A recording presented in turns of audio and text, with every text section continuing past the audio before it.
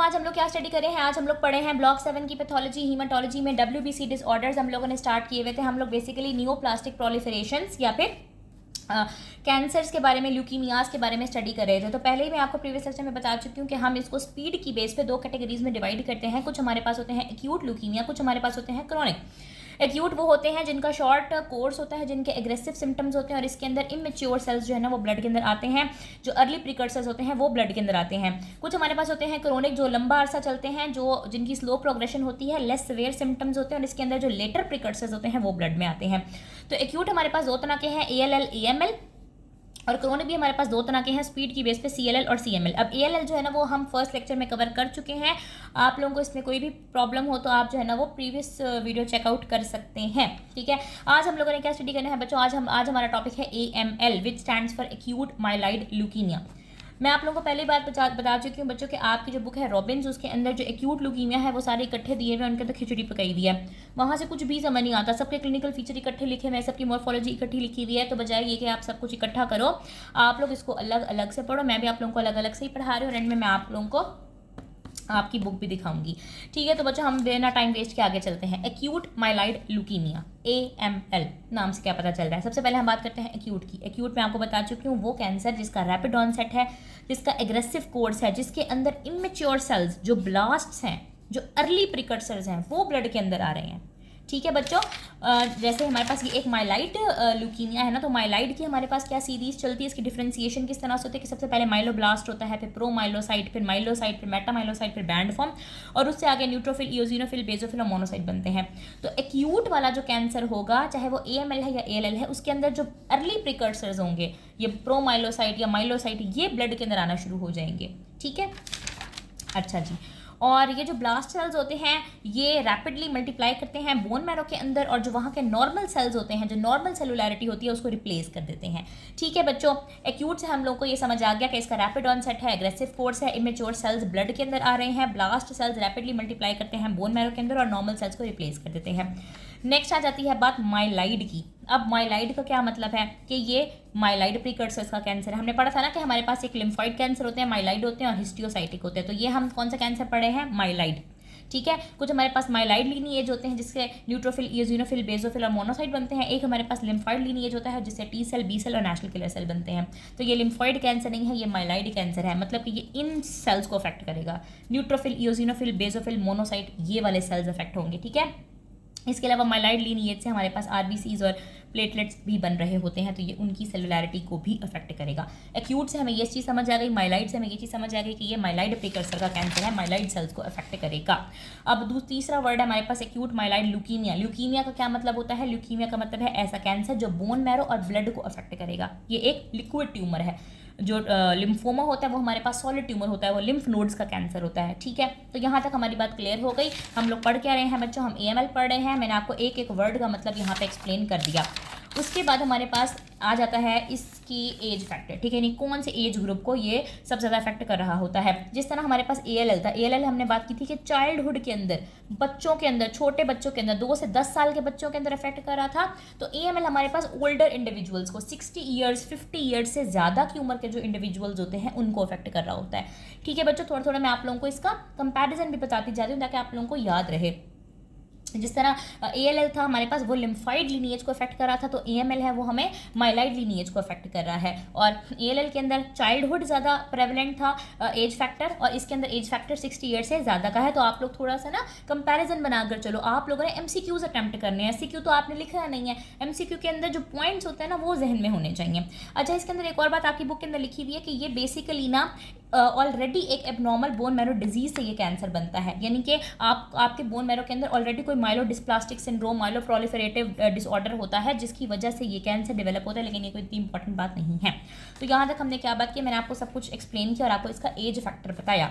अब हम बात करते हैं इसकी पैथोजेनेसिस की, यानी कि ये होता किस तरह से है। बच्चों इतनी बात आप लोगों को क्लियर होगी कि जितने भी कैंसर्स होते हैं वो म्यूटेशंस की वजह से होते हैं, DNA जीन की तब्दीली की वजह से होते हैं, क्रोमोसोम की ट्रांसलोकेशन, क्रोमोसोम DNA इनके अंदर छेड़छाड़ हो रही है, इसकी वजह से कैंसर हो रहा है। तो इसके लिए आप लोगों ने 2 मेजर म्यूटेशंस याद रखनी है। बाकी 2-3 इंपॉर्टेंट नहीं है, उनके सिर्फ नाम याद करेंगे हम लोग, ठीक है। तो हमारे पास एक का पहली ट्रांसलोकेशन है, इसका नाम है 15-17 ट्रांसलोकेशन। टी का मतलब है ट्रांसलोकेशन, 15 का मतलब है क्रोमोसोम 15 और 17 का मतलब है क्रोमोसोम 17। टी 15-17 जो कि क्या बनाता है, PML रारा फ्यूजन प्रोटीन। मैं बच्चों सब कुछ एक्सप्लेन करूँगी, आप लोगों ने परेशान नहीं होना, ये क्या वर्ड है, क्या मतलब है इनका, सब कुछ बताती हूँ। तो हमारे पास पहली म्यूटेशन कौन सी है, 15-17 ट्रांसलोकेशन, जो क्या बनाएगा, जो किन जीन्स को अफेक्ट करेगा, PML रारा जीन्स को अफेक्ट करेगा। दूसरी हमारे पास कौन सी है, IDH1 IDH2 म्यूटेशन, ठीक है। तीसरी हमारे पास क्या है, 8-21 ट्रांसलोकेशन, और चौथी हमारे पास इन्वर्जन 16। इनके बस नाम याद कर लो, ये दो मेजरली हम याद करेंगे, 15-17 ट्रांसलोकेशन और IDH1 IDH2 म्यूटेशन। नाम मैंने आपको बता दिए, अब बारी बारी सबको लेके चलते हैं। पहली है हमारे पास 15-17 ट्रांसलोकेशन, ठीक है बच्चों। आप लोग नॉर्मली देखो कि जो क्रोमोसोम 15 होता है हमारे पास, उसके ऊपर एक जीन होती है, उसका नाम होता है PML। क्रोमोसोम 17 होती है, उसके ऊपर नॉर्मल जीन होती है रारा, रेटिनोइक एसिड रिसेप्टर अल्फा, ठीक है। अब इस कैंसर के अंदर हमारे पास क्या होगा कि इनकी ट्रांसलोकेशन हो जाएगी, ठीक है। जब इनकी ट्रांसलोकेशन हो जाएगी तो उसके नतीजे में जो जीन होगी उसके अंदर छेड़छाड़ हो गई, एक फ्यूजन जीन बन गया। वो फ्यूजन जीन हमारे पास देखो, PML रारा, ये अलग अलग जीन्स थी, इनकी क्या हो गई, फ्यूजन, PML रारा फ्यूजन जीन बन गया, जिससे हमारे पास क्या बन जाएगी, फ्यूजन प्रोटीन। अब नॉर्मली हमारे पास क्या होता है बच्चों, ये जो रारा है ना, रेटिनोइक एसिड रिसेप्टर अल्फा, ये किस में हेल्प कर रहा होता है, ये माइलाइड प्रिकर्सर को मैच्योर होने में हेल्प कर रहा होता है। यानी कि ये देखो, ये हमारे पास माइलाइड प्रिकर्सर है, ये इनकी पूरी सीरीज चलती है कि माइलोब्लास्ट से प्रोमाइलोसाइट बनेगा, माइलोसाइट बनेगा, मेटामाइलोसाइट बनेगा, बैंड फॉर्म बनेगा, और उससे आगे ये वाले सेल्स निकलेंगे। तो इसकी सीरीज को चलाने के अंदर रारा का, रेटिनोइक एसिड रिसेप्टर अल्फा का बहुत इंपॉर्टेंट रोल है। अब जब रारा खराब हो जाएगा तो आपको लगता है ये वाला स्टेज चल सकेगा, बच्चों नहीं चल सकेगा, ये वाला स्टेज यहीं पे खत्म हो जाएगा, यानी माइलोब्लास्ट से प्रोमाइलोसाइट बनेंगे और उससे आगे ये कुछ भी नहीं चलेगा। इसका मतलब है कि जो प्रोमाइलोसाइट होंगे, जो इमेच्योर फॉर्म होगी, जो ब्लास्ट सेल्स होंगे, वो आपके पास ब्लड में आना शुरू हो जाएंगे, and that is what is happening in APL, यानी कि एक्यूट प्रोमाइलोसिटिक ल्यूकीमिया। अब आपने परेशान नहीं होना कि APL क्या है, APL बच्चों उसकी एक टाइप है, AML की टाइप है। APL stand for acute promyelocytic leukaemia. तो मैंने आप लोगों को क्या बात बताई है कि acute promyelocytic leukaemia which is a subdivision of AML, इसके अंदर 15-17 ट्रांसलोकेशन होती है, जिसकी वजह से PML रारा जीन्स फ्यूज हो जाती हैं और इनके नतीजे में एक फ्यूजन प्रोटीन बनती है। नॉर्मली रारा ने क्या करना था, माइलाइड प्रिकर्सर को मैच्योर कराना था। जब यहाँ पे ये फ्यूजन प्रोटीन बन जाएगी तो माइलाइड मैच्योरेशन स्टॉप हो जाएगी at the level of promyelocyte. यहाँ पे ये स्टॉप हो जाएगी प्रोमाइलोसाइट के लेवल पे, आगे मैच्योरेशन नहीं हो पाएगी, मैच्योरेशन अरेस्ट लग जाएगा, इसको हम बोलेंगे maturation block. Promyelocyte stop their maturation और यहाँ पे लग जाता है मैच्योरेशन ब्लॉक। अब हम इस चीज़ को ठीक कैसे करते हैं, इसका ट्रीटमेंट क्या देते हैं बच्चों। ट्रीटमेंट के लिए हम एक ड्रग देते हैं, इसका नाम है ATRA, all trans retinoic acid which is a vitamin A analogue. ये आट्रा जब हम देते हैं तो ये क्या करता है, यहाँ जो हमारे पास मैच्योरेशन ब्लॉक लगा हुआ था ना, इस ब्लॉक को खत्म कर देता है और नॉर्मल आपके पास डिफ्रेंसिएशन होती रहती है, न्यूट्रोफिल्स बनते रहते हैं, नॉर्मली सब कुछ चलता रहता है। लेकिन बच्चों अगर हम खाली आट्रा देते हैं तो इसके अंदर रिमिशन और रिलैप्स का रिस्क होता है, कैंसर के वापस आने का चांस होता है, इसीलिए हम आट्रा के साथ आर्सेनिक ट्राईऑक्साइड मिलाकर देते हैं, जो कि टारगेट करता है PML पार्ट को, डिग्रेड करता है फ्यूजन प्रोटीन को, एलिमिनेट करता है ल्यूकीमिक सेल्स को। बच्चों आप लोगों ने पैथो के अंदर ना बेसिकली जो चीज़ें याद करनी होती हैं वो होती है कि इसकी पैथोजेनेसिस क्या है, ये कौन सी एज फैक्टर को अफेक्ट कर रहा है, इसके क्लिनिकल फीचर क्या होते हैं, ठीक है। क्लिनिकल फीचर आपको सिनेरियो के अंदर लिखे हुए होते हैं, आपने डायग्नोसिस बनाना होता है। तो ट्रीटमेंट इतना ज़्यादा इंपॉर्टेंट नहीं है, बट आप पढ़ लो तो अच्छी बात है, ठीक है। तो ये हम लोगों ने पढ़ लिया। पहले हम लोगों ने APL की पढ़ी, 15-17 ट्रांसलोकेशन, उससे क्या हो रहा था, किस तरह से मैच्योरेशन ब्लॉक लग रहा था और इसको हम ठीक कैसे करते हैं, ये हमने सारी बात कर ली। दूसरे नंबर पे आते हैं AML के अंदर, एक्यूट माइलाइड ल्यूकीमिया के अंदर जो दूसरी टाइप ऑफ म्यूटेशन कॉमन है वो है IDH1 IDH2 म्यूटेशन। अब इसको पढ़ते हैं, इसमें क्या हो रहा है। तो सबसे पहले तो मैं आपको बता दूं IDH से बनता क्या है। IDH से बनता है आइसोसिट्रेट डिहाइड्रोजिनेज। आइसोसिट्रेट डिहाइड्रोजिनेज एक नॉर्मल मेटाबॉलिक एंजाइम है, ठीक है। अब नॉर्मली हमारे पास, एन का मतलब है नॉर्मली क्या होता है कि आइसोसिट्रेट, हमारे पास एक साइकिल था, आई थिंक अभी पता नहीं कैल्विन साइकिल है कौन सा, मुझे एक्जैक्टली याद नहीं है, उसमें आइसोसिट्रेट से अल्फा कीटोग्लूटारेट बनता है in the presence of this enzyme isocitrate dehydrogenase. Isocitrate से बनता है अल्फा कीटोग्लूटारेट, जिससे नॉर्मल सेल्स की डिफ्रेंसिएशन होती है, यानी कि ये वाली जो आपके पास डिफ्रेंसिएशन थी ये नॉर्मल होती है अल्फा कीटोग्लूटारेट से। लेकिन जब हमारे पास ये IDH म्यूटेटेड हो जाएगा, M लिखा हुआ है मतलब म्यूटेटेड, IDH जब म्यूटेटेड हो जाएगा तो फिर आइसोसिट्रेट से अल्फा कीटोग्लूटारेट नहीं बनेगा बच्चों, फिर आइसोसिट्रेट से बनेगा 2 हाइड्रोक्सी ग्लूटारेट। और ये जो 2-हाइड्रोक्सीग्लूटारेट है ये डिफ्रेंसिएशन को स्टॉप कर देता है। और फिर वही बात कि हमारी मैच्योरेशन यहीं पे रुक गई, यहाँ पे मैच्योरेशन रुक जाएगी। ये इमेच्योर फॉर्म जिसको ब्लास्ट सेल्स कहते हैं ये ब्लड में आना शुरू हो जाएंगे, पर्सन को AML डेवलप हो जाएगा। ठीक है बच्चों, तो हम लोग इसके लिए क्या दे रहे होते हैं, हम IDH के इनहिबिटर्स दे रहे होते हैं, यानी कि जो म्यूटेटेड IDH था इसको जब इनहिबिट कर देंगे तो नॉर्मली सब कुछ चल पड़ेगा वापस से। ठीक है, तो मैंने आप लोगों को यहाँ तक क्या क्या एक्सप्लेन कर दिया बच्चों। थोड़ा सा हम इसको कंक्लूड कर लेते हैं। हम लोगों ने एक्यूट ल्यूकीमिया स्टार्ट किए हुए, हम लोग AML पढ़ रहे थे। यहाँ पे मैंने आपको सारे लफ्जों का मतलब एक्सप्लेन किया कि एक्यूट है तो मतलब इमेच्योर सेल्स ब्लड में आ रहे हैं, माइलाइड है तो ये माइलाइड प्रीकर्स है, यानी कि neutrophil, eosinophil, basophil, monocyte, platelets, RBCs को इफेक्ट करेगा। और ल्यूकीमिया का क्या मतलब है कि ये बोन मैरो और ब्लड का ट्यूमर है। फिर हमने एज फैक्टर बताया कि 60 ईयर से ज़्यादा को इफेक्ट करता है। और ये इसकी पैथोजेनेसिस हमने पढ़ी कि इसके अंदर 2 तरह की ट्रांसलोकेशंस हो रही होती हैं। ठीक है, ALL में हमने क्या बात की थी कि एज फैक्टर चाइल्डहुड था, यहाँ पे हमारे पास 60 ईयर से ज़्यादा है। यहाँ पे हमने कौन सी म्यूटेशन स्टडी की है, 15, 17 और IDH1 IDH2 की म्यूटेशन। वहाँ पे हमारे पास क्या था, BALL की अपनी थी, TALL की अपनी थी, उसके अंदर हमारे पास हाइपर डिप्लॉइडी थी और बहुत सारी चीज़ें थी। ठीक है, यहाँ पे मैंने आप लोगों को एक डिफरेंस टेबल की फॉर्म में ये सारा करवाया था। ठीक है, हमारे पास BALL के अंदर हाइपर डिप्लॉइडी 1221 थी, 922 थी, और यहाँ पे TALL के अंदर हमारे पास गेन ऑफ फंक्शन म्यूटेशन थी NOTCH1 की। ठीक है, तो मैं ना एक लेक्चर आपको इस तरह से भी दे दूंगी कि ALL वर्सेस AML का बना के मैं आप लोगों को वो लेक्चर डिलीवर कर दूंगी। और यहाँ पे हमने क्या बात की, 15-17 ट्रांसलोकेशन इन APL, इससे क्या क्या होता है, PML रारा फ्यूजन प्रोटीन बनती है, उसको हम ट्रीट कैसे करते हैं, आर्ट्रा और आर्सेनिक ट्राइऑक्साइड से। फिर यहाँ पे AML के अंदर IDH1 IDH2 की म्यूटेशन होती है और उसको हम किस तरह से ट्रीट करते हैं, IDH के इनहिबिटर्स देके। ठीक है बच्चों, अब हम बात करते हैं इसकी मॉर्फोलॉजी और क्लिनिकल फीचर्स की, यानी कि आप लोगों को बोन मैरो के अंदर क्या नजर आएगा, आप लोगों को पेरिफेरल स्मीयर के ऊपर क्या नजर आएगा। ठीक है, मॉर्फोलॉजी बड़ी इंपॉर्टेंट होती है। ठीक है, और इसकी मॉर्फोलॉजी के अंदर एक ही पॉइंट एग्जैक्ट याद करने वाला मैं आपको बताती हूँ कौन सा। अब मॉर्फोलॉजी जब आप देखेंगे तो एक्यूट ल्यूकीमिया जितने भी होते हैं उसके अंदर आपको बोन मैरो क्या मिलेगा, हाइपर सेलुलर, यानी कि बोन मैरो था ना, ये हमारे पास बोन थी, इसके अंदर हमारे पास बोन मैरो था। सॉरी मेरी बोन गंदी बनी है। यहाँ पे हमारे पास नॉर्मली क्या बन रहा था, यहाँ हमारे पास नॉर्मली RBCs बन रहे थे, हमारे पास प्लेटलेट्स बन रहे थे, हमारे पास WBCs, हर तरह के WBCs बन रहे थे। ठीक है, अब यहाँ पे क्या होगा कि हमारे पास गंदे वाले सेल्स, ब्लास्ट सेल्स बहुत ज़्यादा डिवाइड होना शुरू हो जाएंगे और जो हमारे पास नॉर्मल सेल्स थे उनको रिप्लेस करना स्टार्ट कर देंगे। 20% सेलुलैरिटी सिर्फ ब्लास्ट सेल्स और प्रोमाइलोसाइट ले जाएंगे। ठीक है, AML के अंदर माइलाइड ब्लास्ट सेल्स बहुत ज़्यादा यहाँ पे डेवलप होना शुरू हो जाएंगे और RBCs की जो नॉर्मल नंबर था उनको ख़त्म कर देंगे, प्लेटेट का नॉर्मल नंबर था उनको ख़त्म कर देंगे।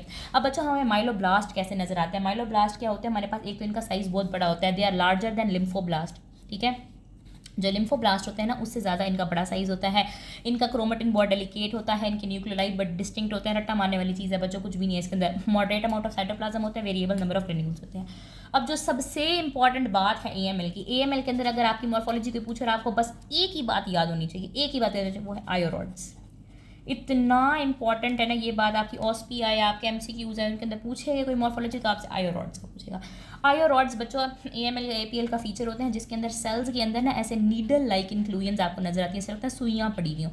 ये मैं आप लोगों को आपकी बुक से भी दिखाती हूँ। तो आयोरॉड्स इसके अंदर नजर आते हैं। क्लिनिकल फीचर इसके बच्चों वही हैं तकरीबन जो ALL के थे। ALL में भी हमारे पास यही था कि एनीमिया, न्यूट्रोपीनिया। जाहिर है बच्चों जब बोन थी, बोन के अंदर बोन मैरो था, वहाँ पे नॉर्मल सेल्स बन रहे थे। अब नॉर्मल सेल्स को खत्म करके गंदे वाले सेल्स आ गए हैं, तो जो नॉर्मल सेल्स थे उनका काम नहीं हो रहा, तो उसकी वजह से उनकी डिफिशियंसी हो रही है। एनीमिया होगा RBC की कमी की वजह से, न्यूट्रोपीनिया होगा क्योंकि नॉर्मल न्यूट्रोफिल्स की कमी है, थ्रोम्बोसाइटोपिनिया होगा उसकी वजह से, एनीमिया की वजह से फटीग होगा, न्यूट्रोपीनिया की वजह से फीवर, अपॉर्चुनिस्टिक इन्फेक्शन, और थ्रोम्बोसाइटोपिनिया की वजह से ब्लीडिंग। अच्छा AML के अंदर ना ब्लीडिंग रिस्क बहुत ज़्यादा होता है DIC की वजह से।